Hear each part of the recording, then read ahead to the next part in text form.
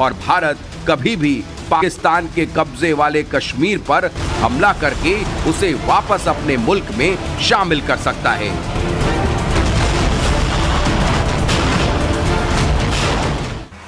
अब जब भारत ने पीओके को हासिल करने का प्लान तैयार कर लिया है, तो जाहिर है ऑपरेशन की शुरुआत एलओसी यानी नियंत्रण रेखा से करनी होगी।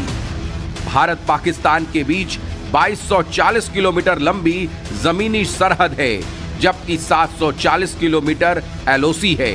एलओसी के दोनों तरफ दोनों देशों की फौज बैठी है।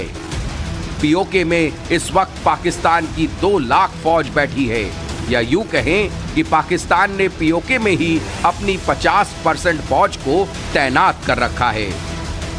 पीओके में गिलगित बल्किस्तान से पहले नीलम घाटी को हासिल करना होगा, क्योंकि नीलम घाटी भौगोलिक रूप से गेटवे ऑफ पीओके है। नीलम घाटी दक्षिण पश्चिम में मुजफ्फराबाद से जुड़ती है, उत्तर पूर्व में गिलगित बल्किस्तान से, एस्तोर और स्कार्दू से। एक बार भारत ने नीलम घाटी पर कब्जा जमा लिया तो पाकिस्तान को गिलगित बल्किस्तान बचाना मुश्किल हो जाएगा। पाकिस्तान ने पीओके को 2 भागों में बांट रखा है।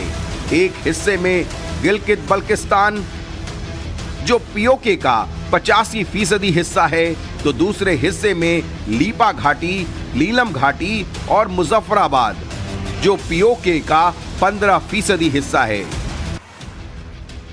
पाकिस्तान ने अपनी सेना की सबसे बड़ी 10वीं कोर को यहां तैनात कर रखा है। इसमें 5 डिवीजन हैं, मतलब 60 से 70 हजार फौज। इसका मतलब ये नहीं कि पाकिस्तान ने इतनी ही फौज यहां तैनात कर रखी है। यहां पाकिस्तानी फौज की तैनाती को और गहराई से समझना होगा। पाकिस्तानी सेना की 85% फौज एलओसी और उसके आसपास तैनात है, यानी 15% इलाके पर ही पाकिस्तान की 85% फौज तैनात है, और इस फौज की तादाद 2 लाख से भी ज्यादा है।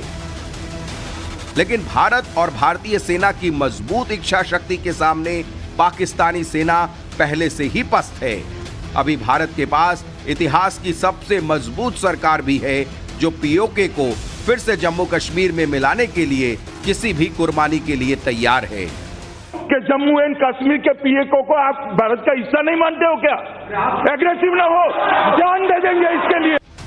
पाकिस्तान को यह भी पता है कि अगर पीओके में भारत के साथ जंग छिड़ी तो पीओके के लोगों का सपोर्ट भारत को ही मिलेगा, क्योंकि पाकिस्तानी फौज के जुल्म सितम से जूझ रही पीओके की जनता मोदी मोदी के नारे लगा रही है, पाकिस्तान के खिलाफ बगावत कर रही है। ब्यूरो रिपोर्ट, टाइम्स नाउ नव भारत।